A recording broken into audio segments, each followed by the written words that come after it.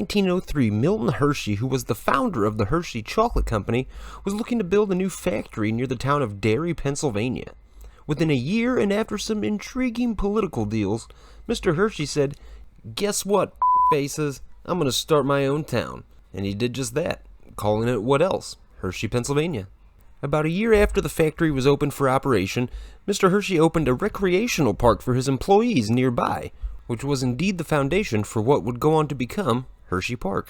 About a year after that, Mr. Hershey purchased more land, and with that opened a nature park, lined with beautiful walkways and overall good scenery. So good, in fact, citizens of his newly founded town started going there as well.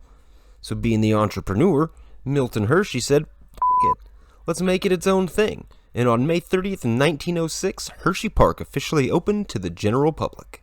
2 years later, the park added its first official amusement park attraction, a carousel, coming from Alan Herschel.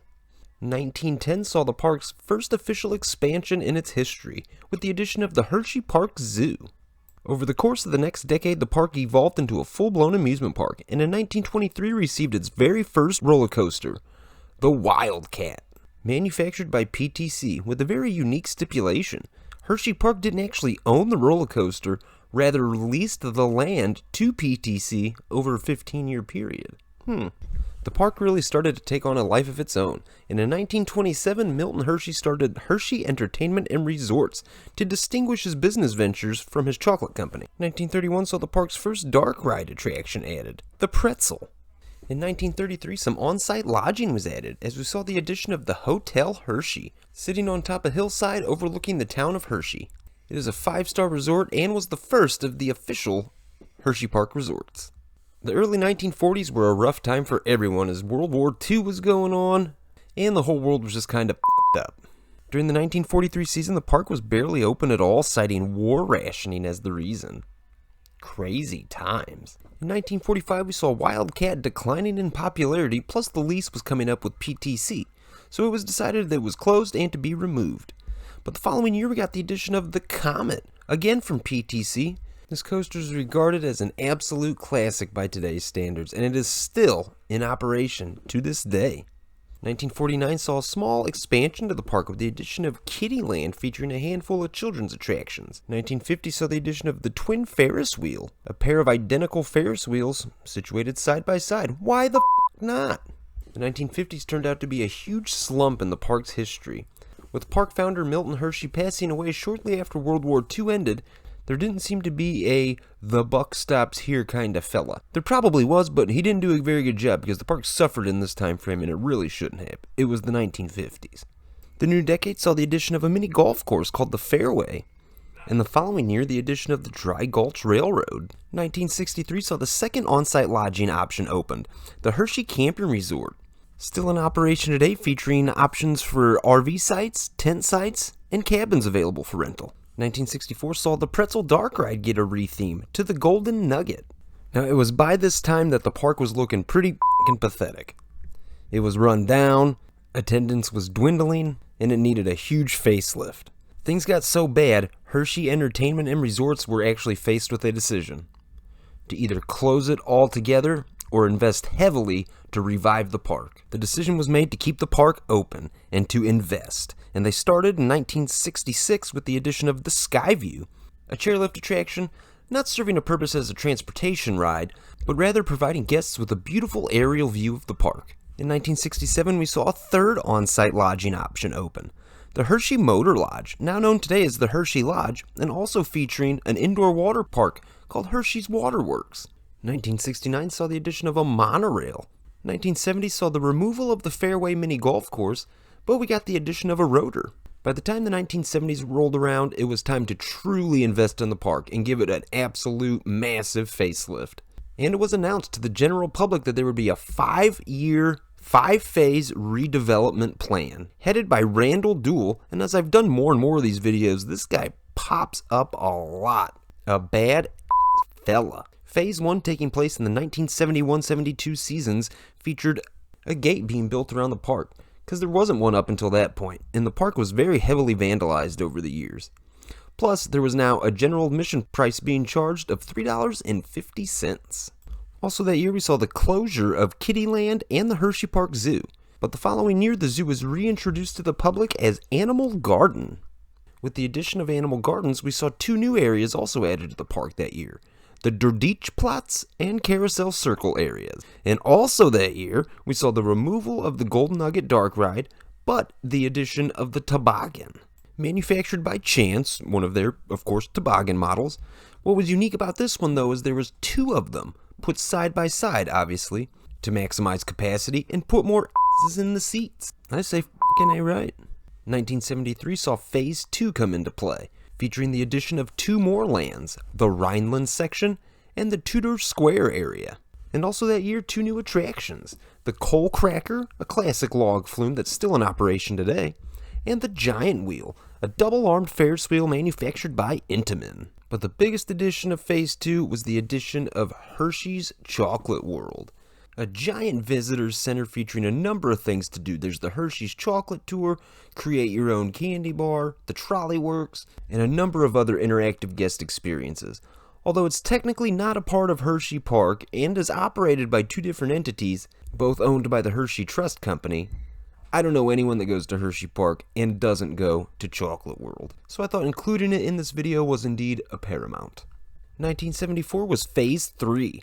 And this phase saw the removal of the twin Ferris wheel, the addition of the Sky Ride, the second chairlift attraction in the park, this one serving as more transportation than just an attraction, and the addition of the Trailblazer, an aerodynamics mine train. I do have a for those aerodynamics mine trains. 1975 saw Phase 4 of the plan kick into full gear, as we saw the addition of another new area, the Tower Plaza section. Most notably coming with that, the Hershey's Kissing Tower, a 250-foot tall observation tower giving views of the entire surrounding area. The final phase of the 5-year plan took place in the 1976-1977 seasons, with the removal of the twin toboggan roller coasters, plus the addition of the Super Duper Looper coming from, I've said it 100 times, my guy Anton Schwarzkopf. A perfect size roller coasters for kids transitioning into the bigger rides. A very solid Segway coaster. Now with the 5-phase plan complete, it was an entirely different park as it was just 6 years prior. And as an enthusiast and having a huge place in my heart for the theme parks, I am so glad they did not take the alternative and shut this place down. 1978 saw the addition of Zoo America, an 11-acre zoo featuring over 200 different animals, and is included with your admission to Hersheypark. After the addition of Zoo America, 2 years later, Animal Gardens section of the park was no longer needed, and it was transformed into a kids area called Kids Stuff. That year also saw the addition of Pirate, a classic pirate ship, and Cyclops, a Schwarzkopf Enterprise. 1982, we saw yet again another new area added to the park in Spring Creek Hollow.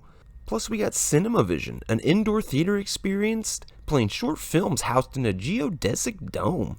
1983 saw another new area called Odyssey Alley, and in 1984 we had another new area called Pioneer Frontier, a Wild West area, coming with that Conestoga, a falling star model themed as a f***ing covered wagon. CinemaVision did not have a long life at all, as it closed in 1985. That same year, the Kid Stuff Kids area was rethemed to Captain Kidd's Cove. Wild. Occupying the CinemaVision building in 1987, we got the addition of the Frontier Meeting House, an in-house built magic illusion room that was so fucking terrible that it only lasted 2 years and closed up in 1989. That year was also the final year of the Dorditchplatz and the Tower Plaza areas of the park, and the following year they were both absorbed into a new area called Minetown. Also happening that year, Spring Creek Hollow was renamed to Comet Hollow, and we got the addition of an entirely new area yet again, called Music Box Way. Continuing the insane pace of 1990, the Captain Kidd's Cove area closed up, but we got the addition of the Flying Falcon, a fun but leisurely Husk Condor attraction. 1991 saw the removal of the Sky Ride to some chagrin, but the addition of the Sidewinder, a Vekoma Boomerang. 1994 saw Tidal Force come to the park, a classic shoot-the-chutes water ride attraction. That year was also the final year of the Rotor, as it was removed by the end of the season. By 1996, it had been a whopping 6 years since we've got a brand new area added to the park, so I guess it was time to do it again, as the Midway America section was added. Also that year, we got Wildcat, A 106-foot tall GCI wooden roller coaster, paying homage to the park's very first roller coaster sharing the same name. 1997, the park added a 100-foot tall Ferris wheel, calling it Ferris Wheel. 1998 saw the park add a 90-foot tall B&M custom-built invert roller coaster called Great Bear. This roller coaster is very unique in the aspect where it has a helix right before the first drop. Very unique. That year was also the debut of the park's Halloween extravaganza, Hersheypark in the Dark, not focusing on scary elements, making it more of a family-friendly Halloween environment. 1999 saw the addition of Wild Mouse, a mock compact Wild Mouse coaster, perfect for families. Also that year we got Chaos, a Chance Rides manufactured Chaos model. The new Millennium saw Lightning Racer added to the park, a GCI wood racing roller coaster. 2001 saw some end-of-the-day entertainment added as the laser show Nightlights debuted. 2002 we saw the removal of Cyclops and Conestoga, but the addition of Roller Soaker, an interactive water coaster made by American manufacturer Setpoint, one of their Swamp Thing models. It's the one and only model they've ever done, but a very unique ride where you can actually drop water on people waiting in line. 2003 saw the addition of The Claw, a Chance manufactured frisbee attraction. 2004 saw the end of the nighttime show Nightlights and the Giant Wheels life come to an end. That year also saw Carousel Circle get rethemed and renamed to Founders Circle, but the biggest news of 2004 was the addition of Storm Runner, a 150-foot tall intimate accelerator coaster launching riders from 0 to 72 miles per hour in 2 seconds. Bad ride. 2005 saw the removal of Chaos as it was deemed kind of a maintenance nightmare. Following year saw the addition of the Reese's Extreme Cup Challenge, an interactive dark shooter manufactured by the dark shooting legends, the Sally Corp. 2007 saw the addition of the Boardwalk, a water park built almost right in the middle of the park, not directly in the middle, but you gotta walk through it to get to Lightning Racer and a couple other attractions. So yeah, every theme park I guess needs a water park for those hot summer days, but this one was just not placed well, my opinion. 2008 we got the addition of Fahrenheit, a custom-built Intamin roller coaster. Not really any specific models, just custom-built for Hershey, and it's a great ride.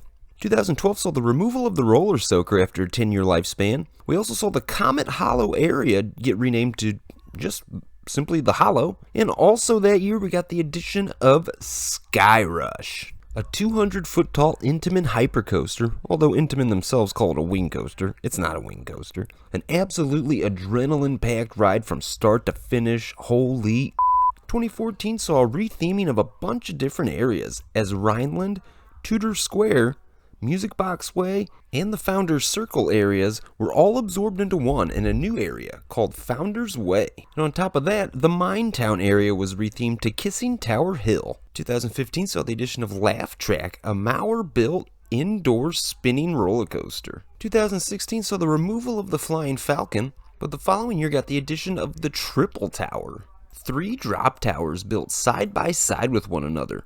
The Kisses Tower standing 80 feet tall, the Reese's Tower at 131 feet tall, and the big guy, the Hershey's Tower, at 189 feet tall. A brilliant idea in my opinion, giving families, thrill seekers, whatever have you, a choice. 2018 saw the removal of the dark ride, the Reese's Extreme Cup Challenge, to be replaced the following year by the Reese's Cup Fusion, another interactive dark shooter manufactured by Sally Corp. 2020 saw the addition of a brand new area right by the main entrance of the park called Hershey's Chocolate Town, and coming with it a 210-foot tall custom-built B&M hypercoaster, Candemonium. Hersheypark's history is very interesting and detailed. I have very fond memories of this park. I used to spend my summers with my grandparents in Pennsylvania. We used to visit Hersheypark quite regularly. It's an absolutely stacked park with something to offer for everyone. It is an absolute destination park where you could spend multiple days. Hersheypark, the sweetest place on earth.